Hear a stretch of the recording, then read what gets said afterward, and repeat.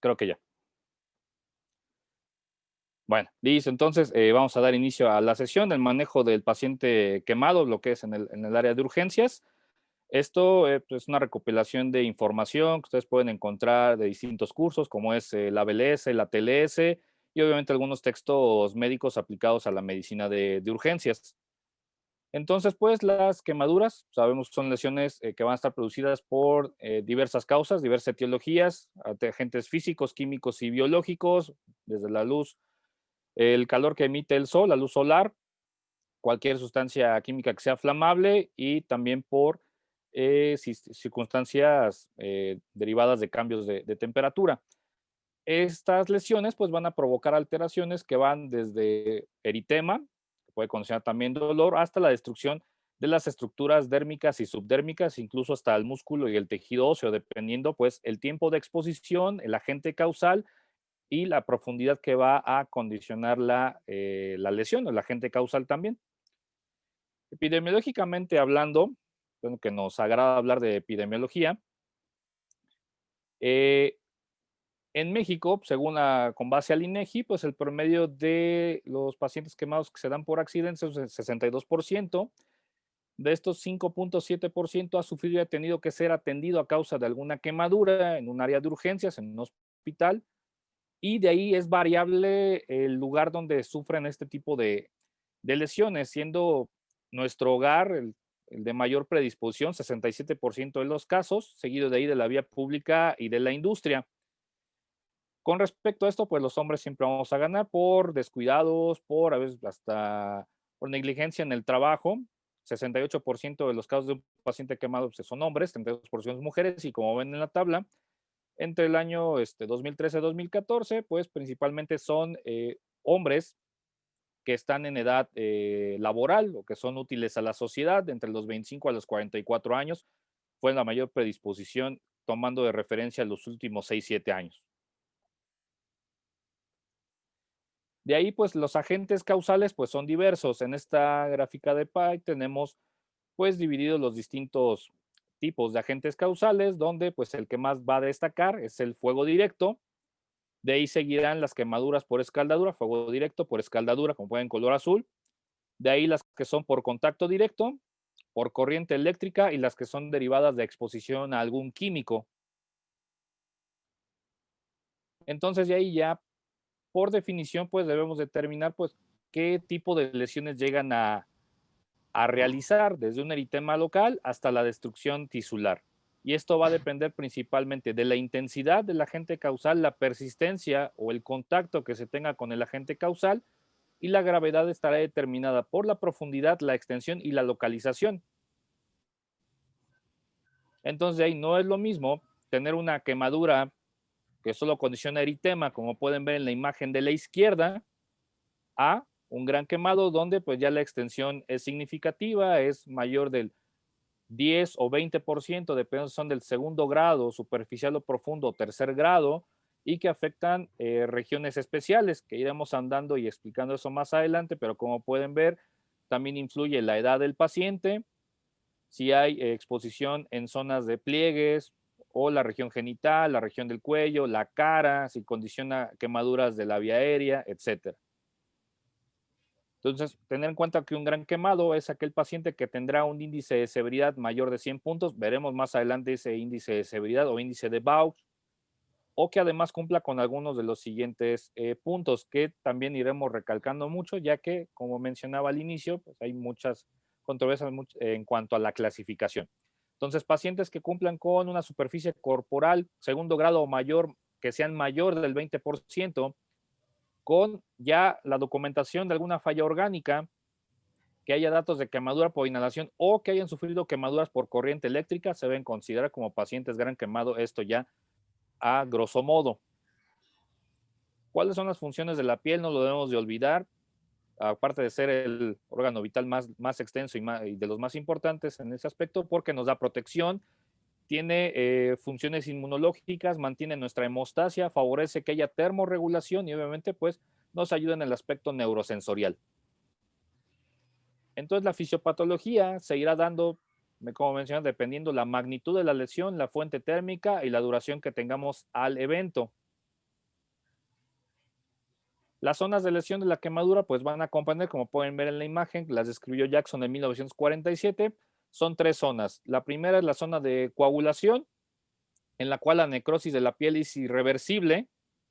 La zona de estasis o de éstasis, donde la reacción inflamatoria más intensa se va a encontrar, y la zona de hiperemia, donde esta va a haber una mínima afectación y la recuperación será espontánea. Entonces es muy importante, pues, hacer una adecuada evaluación, identificación, manejo inicial y traslado, porque estos pacientes van a requerir cuidados muy específicos para disminuir las secuelas y obviamente pues tratar de impedir que haya una limitación que sea permanente en el uso de alguna extremidad, por ejemplo. Entonces vamos a tener zonas donde van a estar chocando, por así decirlo, procesos tanto de vasoconstricción, como pueden ver aquí en la imagen de la izquierda, donde va a haber compromiso vascular derivado de eso, o además de vasodilatación, donde va a haber aumento de la permeabilidad de los vasos, tendremos mayor fuga capilar, va a haber pérdida de albúmina, va a haber pérdida de electrolitos, favorecerá la pérdida de calor y obviamente pues además de otras lesiones agregadas que pueda llegar a tener el paciente dependiendo de la cinemática del trauma que se vea involucrada en el aspecto de las lesiones por quemaduras, si hay alguna explosión, por ejemplo, que puedan condicionar un choque hipovolémico no solamente por la pérdida de volumen, sino también por oligoemia, que haya pérdida hemática. Entonces, fisiopatológicamente va a haber varias alteraciones y esto se está documentado desde hace muchísimos años, no es algo que se haya descubierto en este siglo, por ejemplo. Va a haber alteraciones cardiovasculares, renales, respiratorias, metabólicas, hematológicas y gastrointestinales. Iremos describiendo algunas de las que se van presentando en su mayoría en los pacientes con quemaduras. ¿Por qué se va dando todo esto?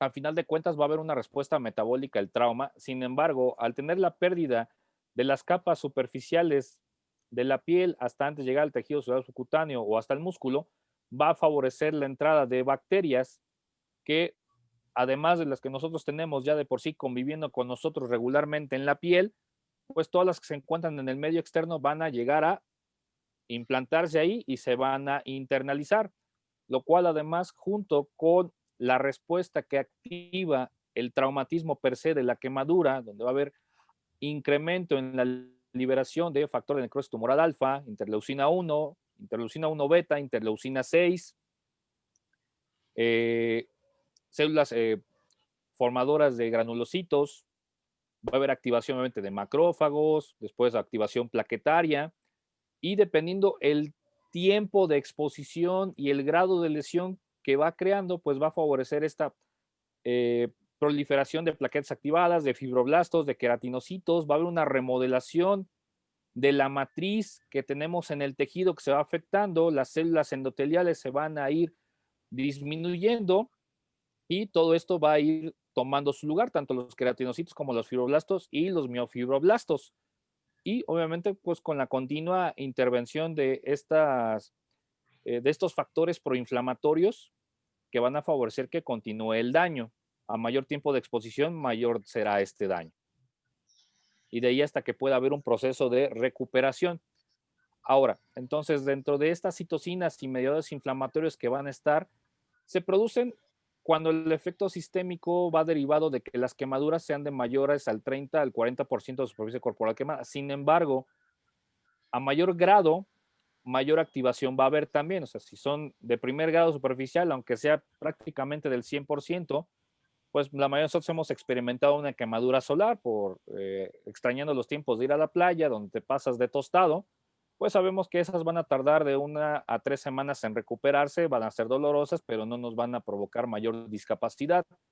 No va a haber mayor activación de todas estas otras células que ya vimos en la imagen previa. Sin embargo, si ya la lesión, aunque sea del 10, 15, 20%, ya son de superficie corporal, perdón, ya son de segundo grado de espesor profundo o tercer grado, o que ya haya datos de carbonización, pues obviamente pues el efecto deleterio va a ser más amplio y más persistente. Entonces, al incrementarse la fuga, la permeabilidad y la fuga capilar, hay salida de proteínas y fluidos, principalmente se va a perder albúmina, todo esto se va a ir al espacio intersticial, mientras no haya daño, pues lo va a mantener como reserva.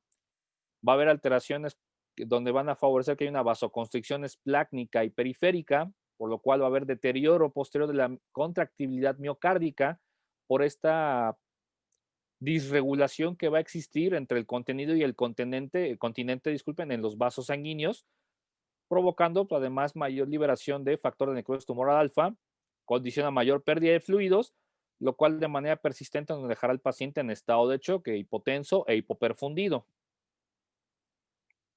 Entonces, ya que se presenta la quemadura, reiterando, a mayor superficie corporal afectada y mayor porcentaje de extensión, tendremos los siguientes daños en distintos aparatos y sistemas. Desde arriba, ahora sí que de arriba hacia abajo o de pies a cabeza, tendremos en el sistema nervioso central, pues afección del mismo en el sistema simpático y una disminución de la actividad colinérgica. ¿Esto qué implicará? Que a nivel cardíaco, pues obviamente habrá taquicardia, habrá incremento del gasto cardíaco, del índice cardíaco y obviamente pues de la demanda y consumo de oxígeno miocárdico y del resto de la economía del cuerpo humano. A nivel sérico, pues tenemos el incremento obviamente de catecolaminas, de glucocorticoides, de citocinas proinflamatorias, glucagón y de insulina.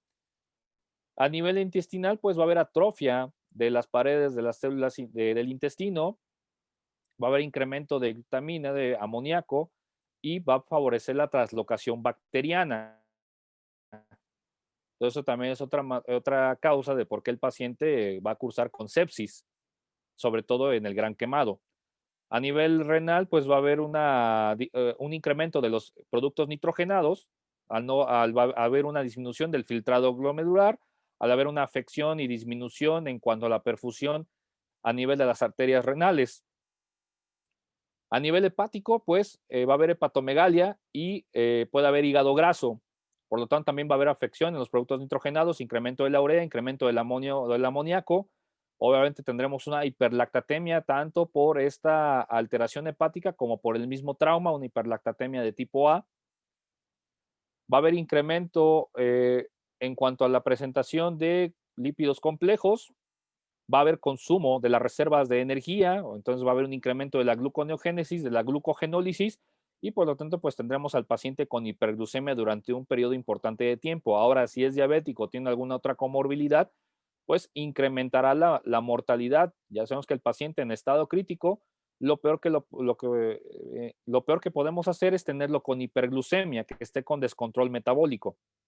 A nivel del tejido adiposo y del músculo ocurrirá pues que va a haber alteración en cuanto a la síntesis de ácidos grasos, va a haber incremento obviamente de la lipólisis y alteraciones en los triglicéridos y va a haber catabolismo del tejido muscular, no solamente por el daño per se de la quemadura, sino pues al haber incremento de la tasa metabólica basal, pues va a haber alteraciones en cuanto a la transformación y metabolismo de alanina, glutamina, obviamente de piruvato a lactato, va a haber, por lo tanto, proteólisis, lo que favorecerá este consumo o catabolismo a nivel muscular. Otras causas que vamos a tener derivado de todo esto, pues es la hiperglucemia, hipertrigliceridemia, la dislipidemia, el catabolismo incrementado en el cuerpo, el paciente va a estar completamente hipercatabólico, hasta que esto condicione por la sobreinfección, estado séptico, ya sea por translocación bacteriana de la piel hacia adentro o del intestino hacia el resto del abdomen y por lo tanto sepsis, choque séptico, disfunción orgánica múltiple y la muerte. Entonces, por eso es muy importante hacer la identificación, la reanimación, el diagnóstico y el traslado a una unidad de quemados. Hematológicamente también hay alteraciones, hay hemólisis, principalmente por estas dos causas que ustedes pueden ver descritas aquí, que es la destrucción de los eritrocitos por la exposición y el contacto directo con el calor, altas temperaturas, y la disminución de la vida media del eritrocito afectado, ya sea por una anemia hemolítica microangiopática, que en el paciente gran quemado puede persistir hasta por 2 semanas. También habrá pérdida de líquido intravascular, lo cual va a afectar la pérdida de la masa eritrocitaria. Además, algunas otras alteraciones que podemos encontrar hematológicamente hablando, pues, la trombocitopenia y ya sea por una depresión o síntesis inadecuada de los factores de coagulación también se va a estar presentando. Inmunológicamente hablando, pues al perder la barrera que es la piel para nosotros, pues adquirimos un mayor riesgo de contraer infecciones, por lo tanto va a haber una colonización e infección del sitio de quemadura o de los sitios de quemadura. lo cual también puede condicionar al ser un paciente en estado crítico el gran quemado, al tenerlo que invadir infecciones en los sitios de venopunción o accesos vasculares, ya sean venosos o arteriales, también colonización e infección en caso de que se tenga que intubar el paciente, pues del tubo endotraqueal, de la sonda vesical, etcétera. Y esto puede favorecer la sobreinfección o colonización no solamente de infecciones por bacterias, sino virales, fúngicas y obviamente pues las que se encuentren a nivel nosocomial. Ya en cuanto a la división, pues tenemos que principalmente, además de la exposición o contacto por fuego directo, las quemaduras eléctricas también están en un porcentaje alto, 27%, sobre todo cuando llega a haber descuidos en domicilio. Aquí vemos claro ejemplo de por qué nosotros como hombres vamos eh, en el primer lugar en cuanto a la epidemiología del quemado y los accidentes en el hogar con líquidos 25%, no solamente que sean por agua caliente, sino también por algún aceite que pueden condicionar estas quemaduras por escaldadura. Aquí sí, donde puede haber mayor predisposición son en pacientes pediátricos o que también sufran violencia doméstica. Ya por explosión y contacto directos del 22% y causas diversas como puede ser ya lesiones por eh, cambios de temperatura, quemaduras por frío que se llegan a dar, pues son 26% del total de todos los casos, esto a nivel mundial. Entonces, las principales causas de muerte del paciente quemado al ingreso a un área de urgencias, pues es el choque hipovolémico y el compromiso agudo de algún aparato o sistema, en este caso puede ser el aparato respiratorio por la inhalación de humo y la quemadura de la vía aérea. Sin embargo, ya en fases posteriores, pues tenemos que la principal causa de muerte, pues es ya el choque séptico por la colonización y las sobreinfecciones que van a presentar este tipo de pacientes desafortunadamente. Entonces, aquí tenemos alguna ampliación en cuanto a la definición del paciente gran quemado. Había mencionado el índice de severidad mayor de 100 puntos. Pacientes pediátricos, aquí es donde también el grupo etario se debe tomar en cuenta, menores de 2 años o adultos mayores arriba de 65 con 10% o más de quemaduras de segundo grado, superficial o profundo o de espesor parcial o total y de tercer grado. También a considerar cualquier paciente con quemaduras respiratorias o inhalación de humo, obviamente estando en un espacio cerrado, que favorecerá a que haya mayor entrada de este humo caliente, quemará todo el tracto respiratorio, mayor inflamación y por lo tanto pues edema de la vía aérea. Todo paciente con quemadura eléctrica de alta tensión también se debe considerar como gran quemado. Todo paciente con quemaduras asociado también a un trauma multisistémico o politraumatizado y pacientes quemados con enfermedades graves asociadas. Ahora, ¿cómo lo vamos a clasificar al paciente quemado? Ahí es donde entra, pues, qué es lo más fácil o lo más útil. Lo que sigue estando más a la mano y que tiene mayor todavía peso, pues es la regla de los 9, como pueden ver, en este caso para un paciente adulto, dividiendo pues todo el cuerpo humano por segmentos, cara anterior, cara posterior. Los únicos segmentos corporales que tendrán tanto de manera anterior como posterior un 9% de valor, pues es la cara anterior del tórax, abdomen, extremidades pélvicas, tanto anterior como posterior, todo lo demás de manera anterior y posterior, la totalidad de la extremidad dará un 9%, es 4,5, 4,5, 4,5, 4,5, etcétera, y obviamente pues el 1% de la región genital. Ya en los pacientes pediátricos, pero que ya son de edad escolar a adolescentes, también la regla de los 9 es aplicable, sin embargo, aquí hay variables, por ejemplo, la totalidad del tronco, ya es tórax y abdomen, es un 18% tanto anterior como posterior, el cuello valdrá 1%, y en los lactantes, pues ahí lo pueden ver por edad, de 1 año hasta 15 años, cómo se va dividiendo por segmentos y va variando el porcentaje. Sin embargo, para el paciente pediátrico también contamos con esta tabla, que es la de Launan-Brauder, aunque también viene el porcentaje para pacientes adultos, tiene mayor sensibilidad y especificidad para los pacientes pediátricos, ya que nos ayuda a determinar con mayor exactitud el área de superficie corporal quemada que presentan, sobre todo después de realizar el manejo inicial para poder reclasificarlos, ¿no? Y muchas veces parece que vienen con un porcentaje menor y después de hacer el abordaje inicial y la curación de las zonas afectadas, pues va incrementando la extensión. Entonces, como pueden ver, pues es fácil consultar la tabla, incluso la pueden copiar en este momento o de manera posterior en caso de que esto quede grabado en alguna plataforma o incluso en alguna red social, o lo pueden consultar también por internet. Hay algunos hospitales que se encargan del manejo del paciente pediátrico quemado, pues también lo cuentan con estas mismas tablas en sus áreas de urgencias o unidades de quemados. Ya de ahí entramos, pues, también la controversia de cuántos grados hay de quemaduras, ¿no? Sabemos de entrada que es generalmente del primero al tercer grado. Esta imagen es tomada de una revisión que salió en la revista Nature el año pasado, prácticamente hace casi un año salió, donde aquí sí nos muestran un cuarto grado de quemadura. Prácticamente el tercer y cuarto grado comparten las mismas características, solo que en uno ya hay carbonización o exposición de tejido óseo, que es en el cuarto grado. Entonces, retomando la imagen, como pueden ver de izquierda a derecha, el primer grado, que es todas las quemaduras que tal vez, reitero, hemos presentado por exposición a la luz solar, solamente afecta la epidermis, son muy dolorosas, no hay presencia de vesículas, no dejan ninguna cicatriz, persisten de un promedio de 1 a 3 semanas con una recuperación total sin necesidad de ningún tratamiento tópico o de ningún tratamiento específico. Por sí solo se va a recuperar.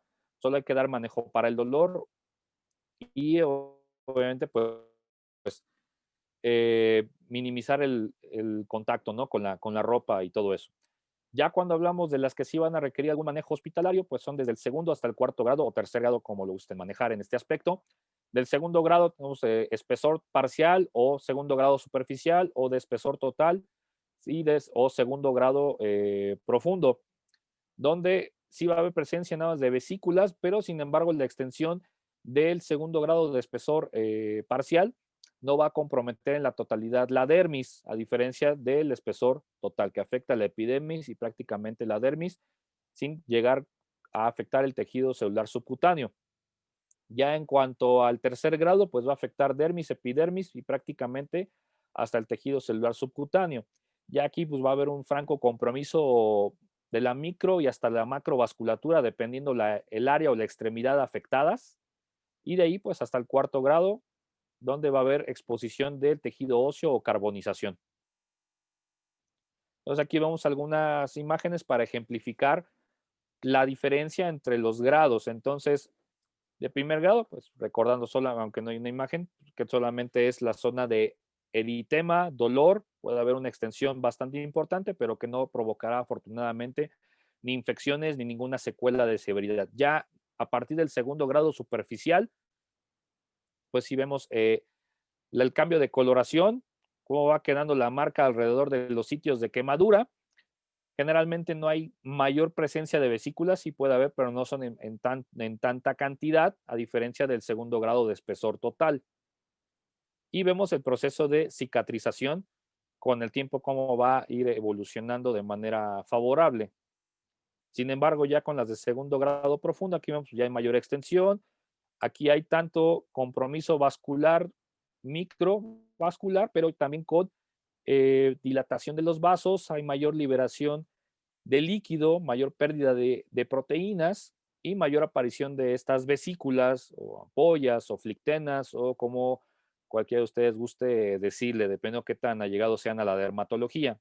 Entonces, estas vesículas van a tener un contenido líquido estéril que se deben de eliminar hasta que se realiza la curación de las mismas dentro de un hospital, obviamente pues, con un manejo analgésico adecuado. Entonces así van a ir evolucionando con estas áreas de vasodilatación, mayor perfusión y que pueda haber alteraciones que puedan condicionar que haya dolor o al contrario, haya poco dolor dependiendo la afección. Más hacia el centro puede que haya menos dolor, más hacia la periferia que haya más zonas de dolor. Y así va evolucionando de cómo se va a ir manejando cuando se realizan injertos, la progresión ya en una unidad de quemados hasta que va avanzando el proceso de cicatrización y que probablemente deje una mínima secuela estética, más no funcional, obviamente con un manejo adecuado, previa detección adecuada de este tipo de quemaduras. Ahora, en cuanto a las de tercer grado, vamos aquí a simplificarlo con respecto a la imagen que vimos de la revista Nature. Pues las de tercer grado, pues sí va a haber una afección prácticamente total, son de color oscuro la mayoría, va a haber la apariencia de la piel puede ser ya acartonada o como cuero. En las zonas que estén menos afectadas, la piel puede estar translúcida, moteada o blanca como cera, dependiendo qué tanto fue la afección de la micro y macrovasculatura. Ya en este caso, generalmente son indoloras y hasta secas, donde como pueden ver, hay exposición de tendones y hasta del tejido óseo. Y obviamente a mayor espesor, pues mayor probabilidad de mayor necesidad de hacer otros procedimientos quirúrgicos, curaciones, escarectomías, debridación, necesidad de injertos, sin embargo, con mayor probabilidad de colonización, cursar con sepsis y choque séptico. De ahí la importancia de que estos pacientes, aunque su porcentaje sea menor, se vean en una unidad de quemados por la alta complejidad que van a provocar para el equipo médico para poderlos estabilizar, tratar y darle manejo a las secuelas. Otra manera también de involucrar un cuarto grado, pues es la que implica esta destrucción total del tejido músculo, del tejido óseo, aunque también se pueden relacionar a las quemaduras por corriente eléctrica.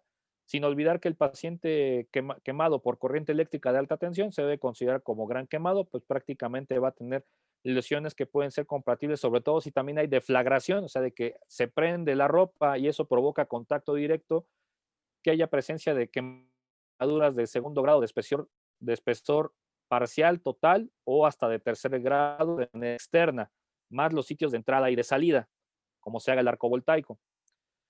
Este es el índice de severidad o el índice de Bausch que se describió desde 1961. Este nos ayuda a determinar la gravedad. Obviamente hay un factor de corrección por grupo de edad, que es lo que ven en la tabla, y ahorita vamos a tener un ejemplo en la siguiente diapositiva. Entonces, para obtener esta puntuación, la gravedad es igual a la extensión en porcentaje de superficie corporal por la profundidad más el factor de corrección, que se aplica de 0 a 16 años son 10 puntos, más de 94 años son 90 puntos, y así como van viendo por grupo etario. Entonces, tenemos aquí este ejemplo, eh, que tenemos un paciente con quemadura de 40% de superficie corporal de tercer grado, tiene 24 años de edad, por lo tanto, su factor de corrección es de 20 años. Entonces, su índice de Bausch es 40 por 3 más 20, lo cual nos da 140 puntos. Por lo tanto, es una quemadura crítica, que significa que el paciente corre el riesgo de la pérdida de una parte o una función anatómica.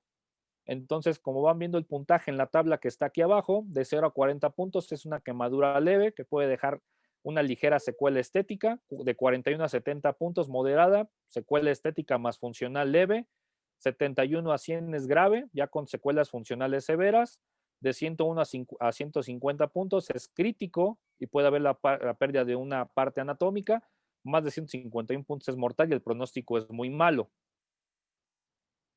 Entonces, por lo tanto, pues hay que tener alto índice de sospecha, conservar la calma, identificar las lesiones, dar manejo analgésico, dar la reanimación con líquidos cristaloides de manera inicial, obviamente, y obviamente el traslado a una unidad médica adecuada que pueda brindar la atención del paciente. No cualquier hospital se puede hacer cargo de este tipo de lesionados, desafortunadamente. Entonces, el diagnóstico obviamente es clínico de manera inicial, tomando en cuenta pues la cinemática del trauma. Si hay datos de quemadura de vía aérea, pues identificar esos datos clínicos y si lo requiere, pues hacer una fibrobroncoscopía, obviamente la laringoscopía directa en caso de que requiera intubación endotraqueal. Los paraclínicos que vamos a tener, pues, de rutina, pues ya la biometría hemática, la química sanguínea, electrolitos, pruebas de función hepática, examen de orina, una gasometría arterial o venosa, valorar el déficit de base, el lactato, qué tan importante es el estado ácido-base que va a tener este paciente, si ya está con acidosis metabólica o si solamente tiene un trastorno respiratorio derivado del dolor y obviamente la presencia de las quemaduras, si hay lesiones asociadas, por ejemplo, la radiografía de tórax, si hay ya lesión pulmonar que requiera ventilación mecánica invasiva, si hay una lesión por explosión o un trauma múltiple, tomografía de cráneo, tomografía de tórax, tomografía de abdomen, identificar lesiones que puedan requerir un manejo quirúrgico y que puedan aumentar la necesidad de que este paciente esté en una unidad de cuidados intensivos o que además esta sea la unidad de cuidados para un paciente quemado.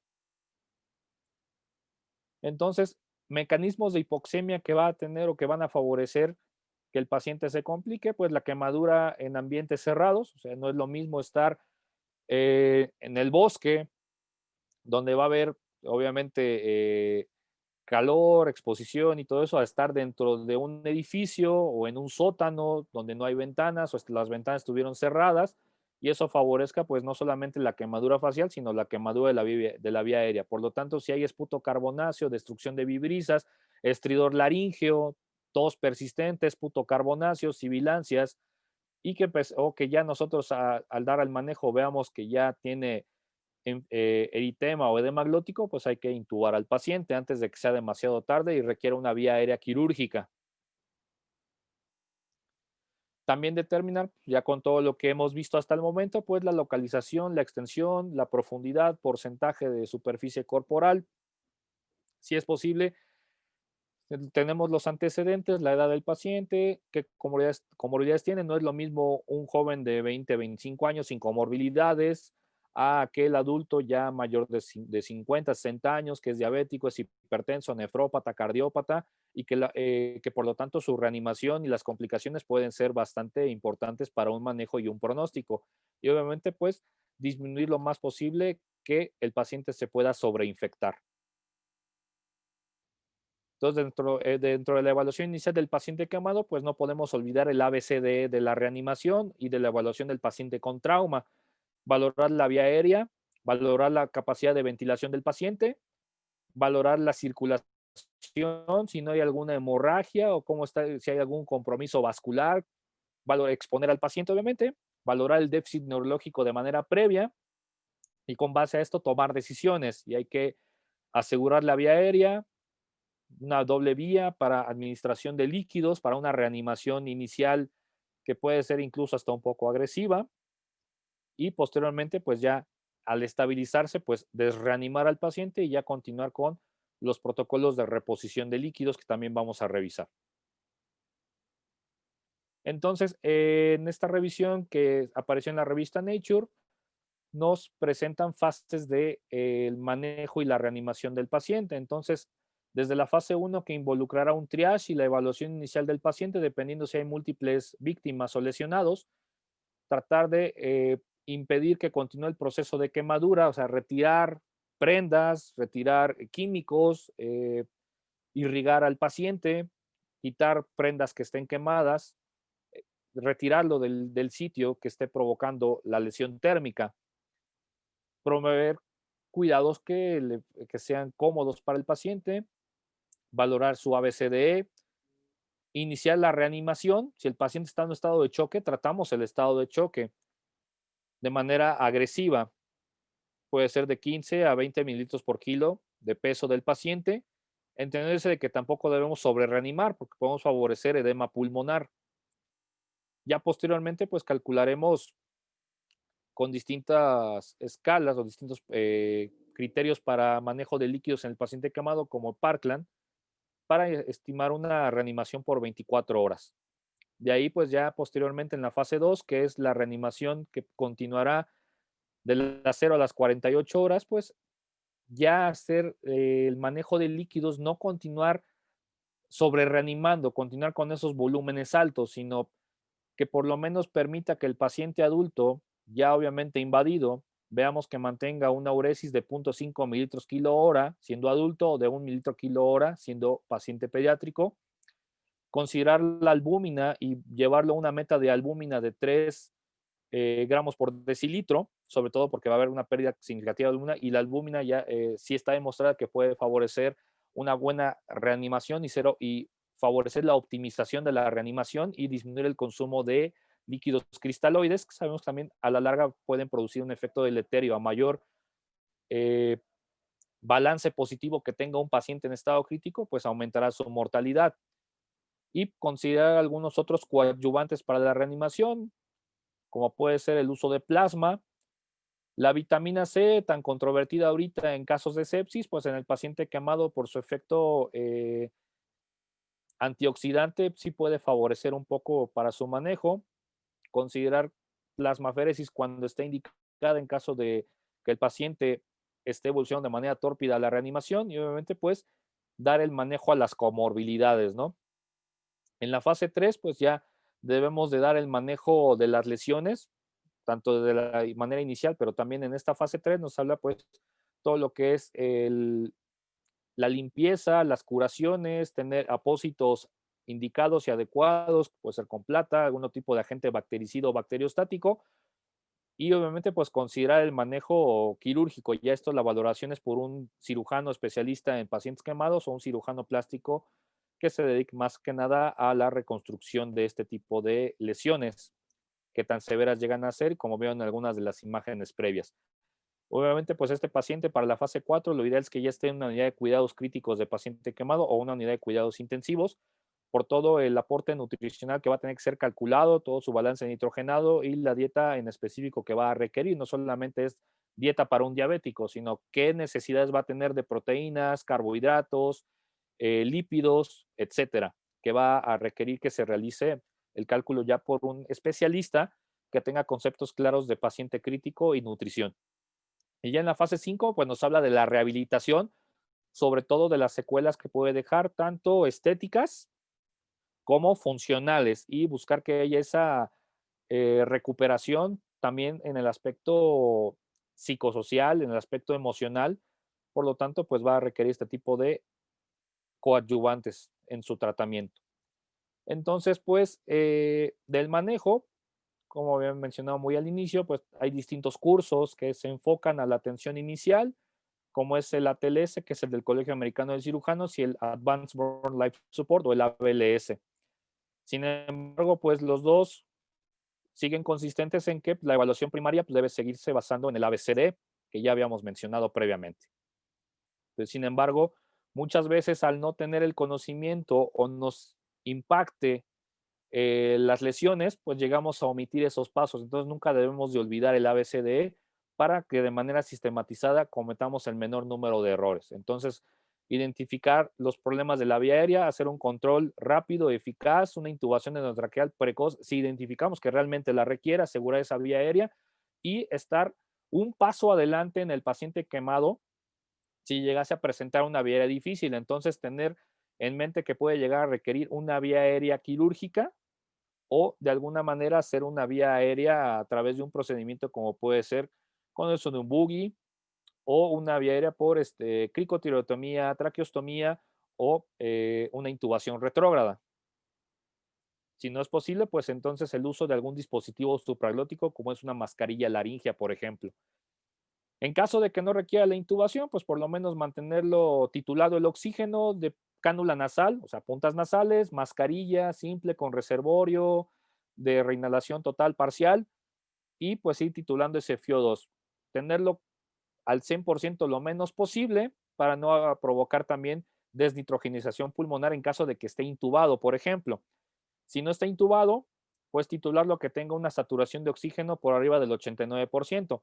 No olvidar que si lo intubamos, iniciar la ventilación mecánica con parámetros de protección alveolar, medir al paciente o conocer su estatura, calcular su peso predicho e iniciar de 4 o 6 mililitros por kilo de peso predicho, frecuencia respiratoria 15 a 20 respiraciones por minuto, o si está muy polipneico al intubarlo, pues tratar de empatarlo con la frecuencia respiratoria y titularlo para mantener una normoxemia y una normocapnia posteriormente con base a una gasometría arterial, sin necesidad de estarlo puncionando a cada rato.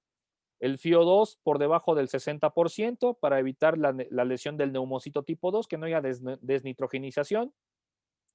Y el PIP, pues mantenerlo en 5, no más de 8, a menos de que sea obeso o que ya tengamos datos de compromiso pulmonar que sea compatible con un síndrome de distrés respiratorio agudo.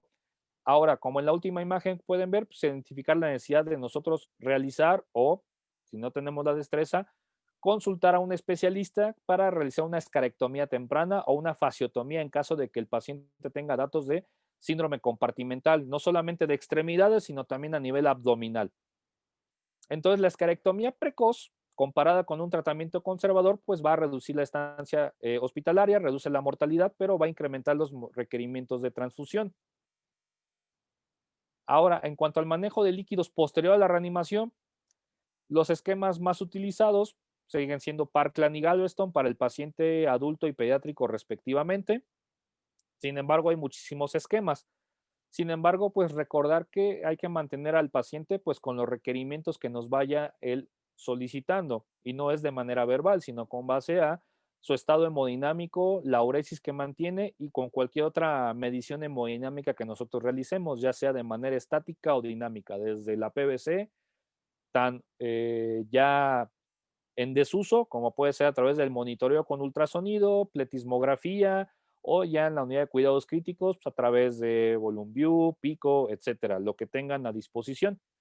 Aquí, como pueden ver en estas tablas, son algunos esquemas, digo, más comunes Parkland y Galveston, pero también tenemos el de Evans, el de Brook, modificado, donde incluso, como ustedes pueden ver, Evans y Brook ya hablan del uso de coloides, en este caso es albúmina, para optimizar la reanimación y disminuir el requerimiento de soluciones cristaloides. La solución cristaloide de elección es la solución Harman o Ringer lactato por el contenido de electrolitos que tiene, menor carga osmolar, no es una solución isotónica, incluso es hipotónica, pero que no favorece que de manera tan rápida pueda hacer hipercloremia el paciente, que es deleteria en cierto punto en el estado crítico de un enfermo.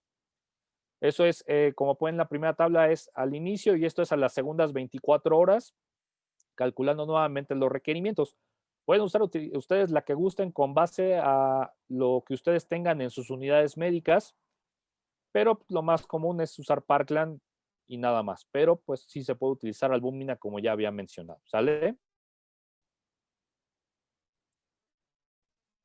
Entonces, el resto del tratamiento, pues el uso de coloides sí está justificado, tal vez no entre las primeras 24 horas, pero sí para optimizar la reanimación. Albúmina al 20 al 25%, son 12.5 gramos. Obviamente la meta, por así decirlo, de albúmina es que sea de 3 gramos por decilitro.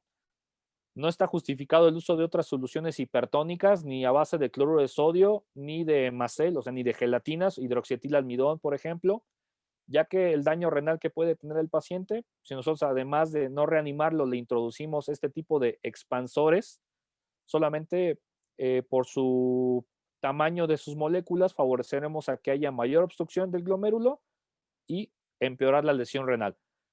El uso racional de este coloide de la albúmina tiene que ser en las 24 a 48 horas que iniciamos el tratamiento y con base a esto pues, a los requerimientos. No puede ser calculado de 1 a 2 mililitros de superficie corporal por kilo o llevándole esta meta de albúmina por lo menos de 3 gramos por decilitro. En caso de no contar con albúmina, el plasma fresco congelado es una alternativa, ya que después de 24 horas del manejo ya podemos utilizar, ahí como pueden ver, plasma fresco congelado, 0.5 mililitros por kilo por superficie corporal, ir atenuando o ajustando los requerimientos de líquidos cristaloides con respecto a lo que se administró en las primeras 24 horas, ya sea que requiera un poco más o un poco menos, dependiendo la mitad o 2/3 de lo que se administró, o calculando las pérdidas, puede llegar a requerir mayor volumen, pero reiterando, sí hay que estarlo titulando nosotros con base a darle seguimiento al enfermo, no solamente por irnos con una sola guía o una sola meta de reanimación en el paciente quemado, por así decirlo. Ahora, en el manejo de las vesículas, ámpulas, ampollas, flictenas, como ustedes quieran decirle, reiterando que es un líquido plasmático que está por debajo del tejido desvitalizado, está estéril, sin embargo, al momento de que se pierde esa flictena, esa vesícula, pues se puede favorecer una sobreinfección. Entonces, si son menores de 3 centímetros, se dejan intactas, no hace falta eliminarlas. Ahora, si son más de 5 centímetros o que estén localizadas en áreas pendientes del cuerpo o de roce, pues se deben de remover y se deben de hacer una buena curación, ya sea con sulfadecina de plata, nitrato de plata o con apósitos ya que contengan distintos agentes bactericidas o bacteriostáticos para el paciente quemado.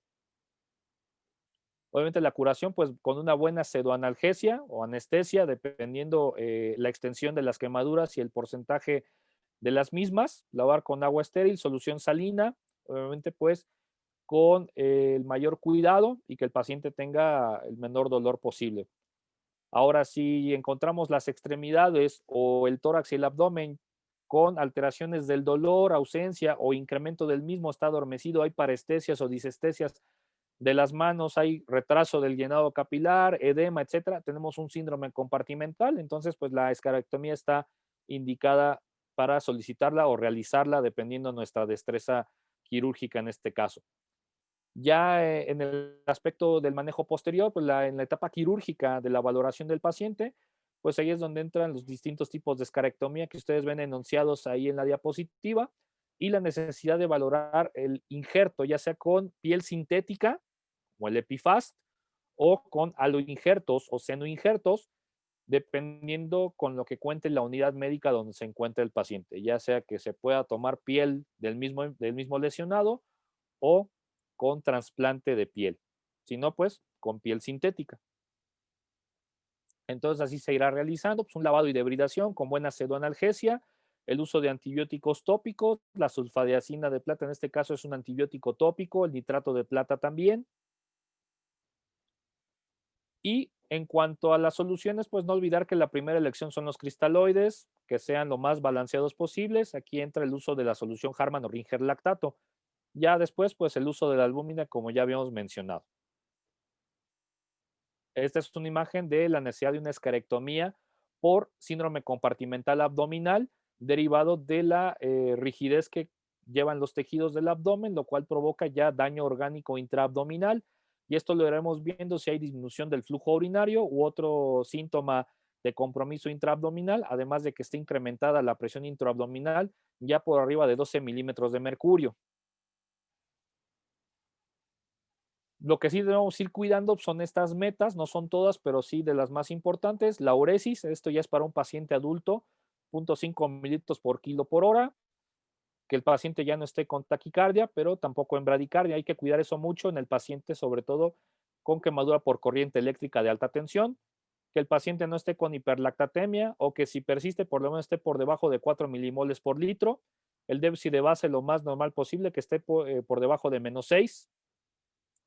Si lo tenemos con un acceso venoso central y no tenemos más que medir la PVC, que no esté por arriba de 12 milímetros de mercurio, recordando que el paciente que tenga ya más de 8 milímetros de mercurio de PVC nos habla de que ya no responderá a volumen, que ya está sobrecargado, que no podemos arriesgarnos a manejarlo con tanto volumen, entonces hay que considerar la albúmina, vasopresores en caso de que persista con hipotensión o que ya hemos detectado que está en choque séptico, entonces tampoco estar pasando carguitas de manera indiscriminada, ¿sale?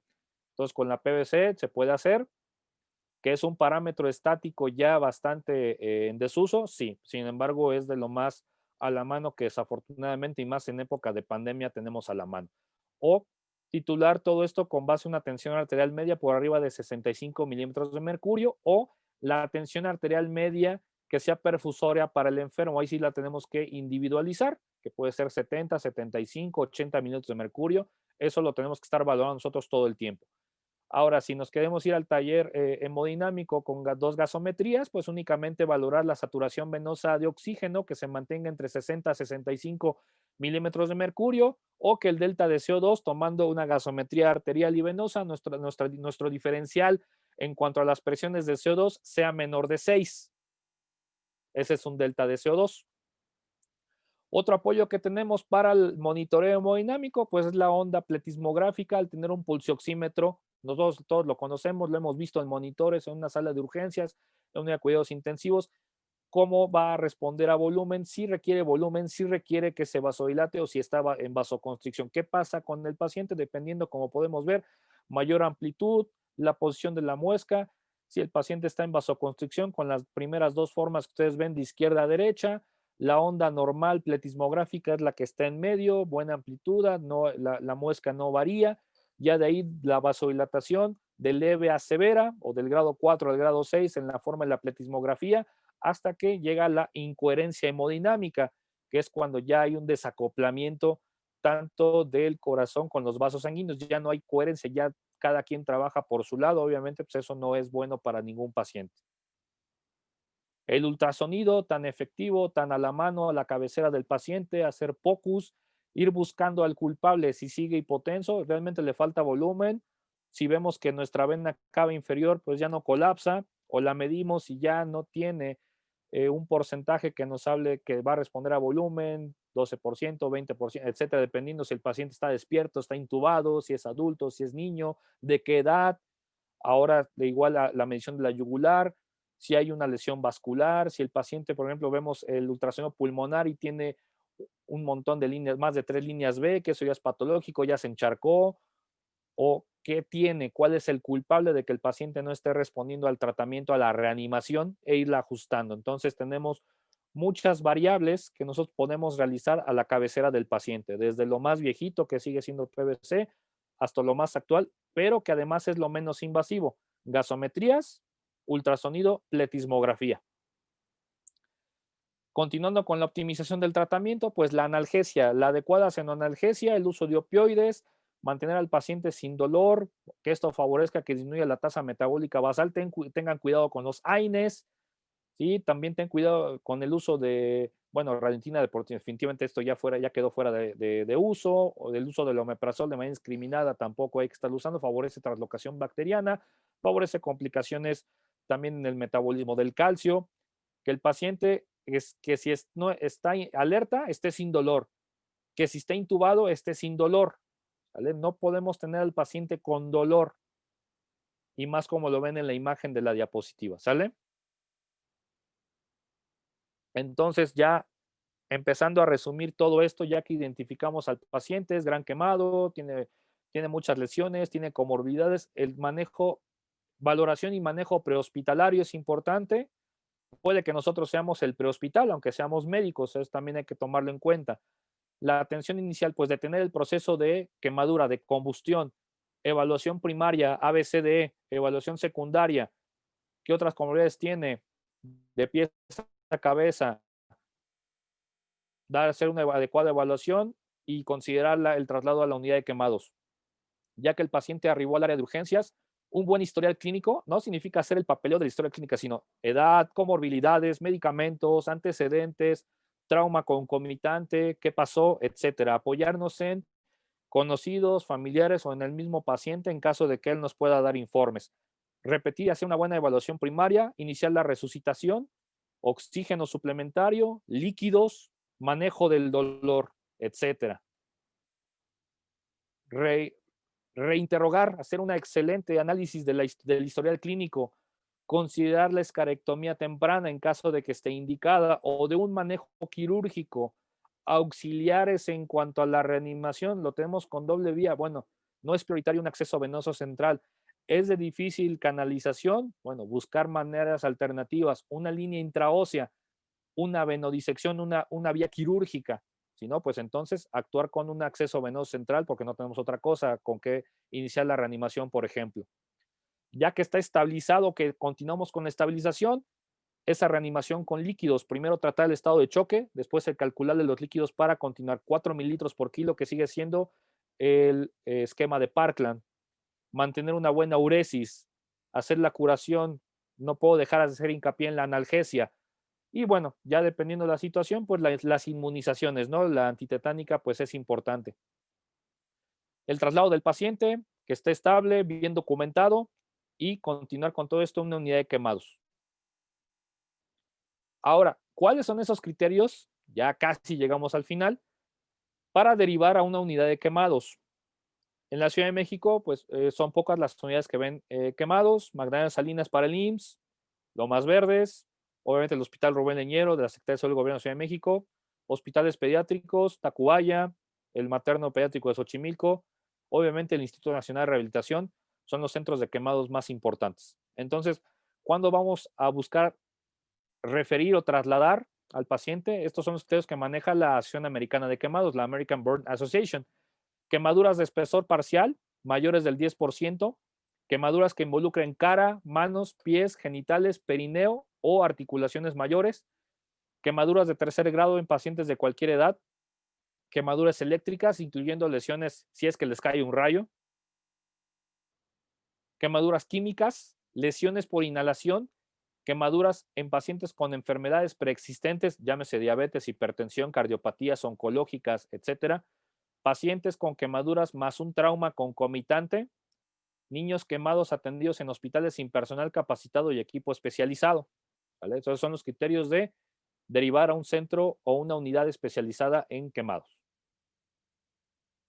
Entonces, para que nosotros vayamos viendo la evolución de este paciente, como ven a la izquierda, así de impactante los podemos llegar a ver, y que conforme vaya pasando el tiempo, las secuelas únicamente lleguen a ser en cuanto al aspecto estético, ¿sale? Y eso desde el inicio, desde la identificación, desde el prehospital, se puede realmente hacer una gran diferencia y obviamente pues una adecuada identificación y reanimación del paciente. Esto obviamente ya es ciencia ficción, así que tengan cuidado, no anden jugando con sustancias que sean eh, flamables o inflamables, dependiendo ya qué tan sean ustedes letrados, ¿no? O qué tanto les guste hablar con cierta, cierto léxico, ¿no? Qué tan específicos sean con el español. Pero bueno, entonces recuerden, no se anden echando lumbre encima. Y agradeciendo nuevamente la invitación, aprovechando y obviamente solicitando el permiso del comité organizador de este evento, de esta jornada virtual, que vamos hablando del paciente quemado, pues si tienen más interés de temas de medicina de urgencias, tengo el agrado de estar en el comité organizador de las segundas jornadas de actualidades en medicina de urgencias de los médicos residentes del Hospital Juárez de México, obviamente de medicina de urgencias, en este caso a nombre de nuestro maestro y profesor titular de muchos de nosotros, el doctor Alfredo Tanaka Chávez. Aquí está parte del cuerpo de profesores, de instructores titulares que tenemos en estas jornadas. Iniciaron el 4 de enero, son completamente en línea. Para aquellos interesados en el aspecto curricular, tiene valor curricular por parte del Consejo Mexicano de Medicina de Urgencias, son 25 puntos, cuenta con el aval y el respaldo de las principales asociaciones de urgencias del país, la Sociedad Mexicana de Medicina de Emergencias, o SME, y de la MUDEM, la Asociación Mexicana de Urgencias y Desastres de México, así como de nuestro representante internacional en Latinoamérica, que es la LACED. Muchos expertos, especialistas, no solamente en medicina de urgencia, sino también médicos internistas, endocrinólogos, especialistas en medicina crítica, cardiología, etcétera. Tenemos 2 ponentes internacionales que van a estar en esta semana, bueno, en la semana que viene, los próximos días, viernes y el 1 de febrero. El doctor Emanuel Rivers, aquel de los conceptos iniciales de sepsis, el doctor Daniel Lichtenstein, que es uno de los pioneros y maestros de ultrasonografía en el paciente crítico, etcétera. Entonces, pues, informes en la página de urgencias hjm.com.mx. Están estos foros, como les mencionaba, 25 de enero, o sea, ya este lunes, 29 de enero y 1 de febrero.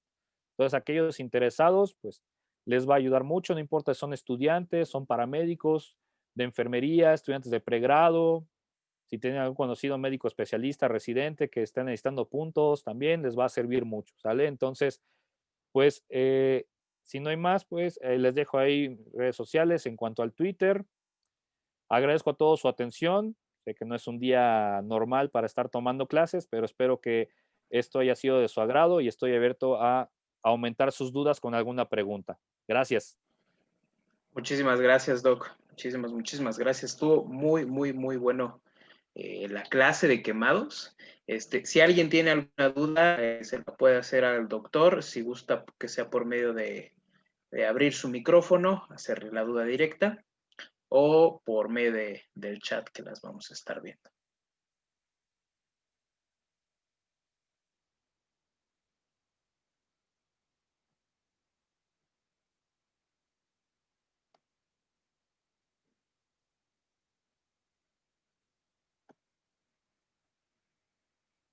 Que lo vamos a dejar nada más un rato el chat y también lo de las dudas, porque pues, el doctor también tiene cosas que hacer también.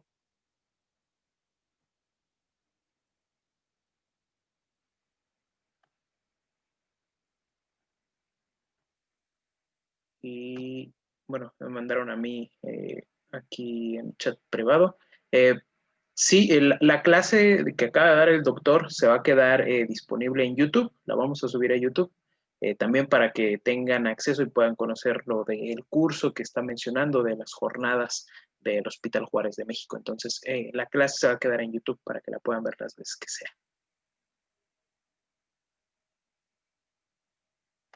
Bueno, si no hay ninguna duda ahorita, Doctor Jorge, le agradezco muchísimo, muchísimo el tiempo, la atención, el habernos dado esa clase de quemados, que más de una pregunta seguro sale para el ENARM 2021, que es el propósito de estas clases.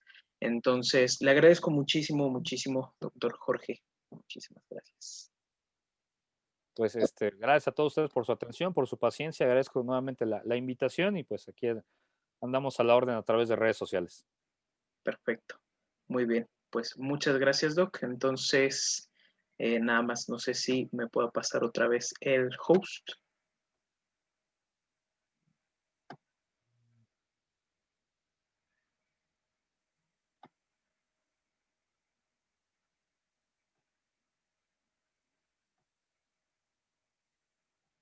Así que ahí vamos, ahí voy.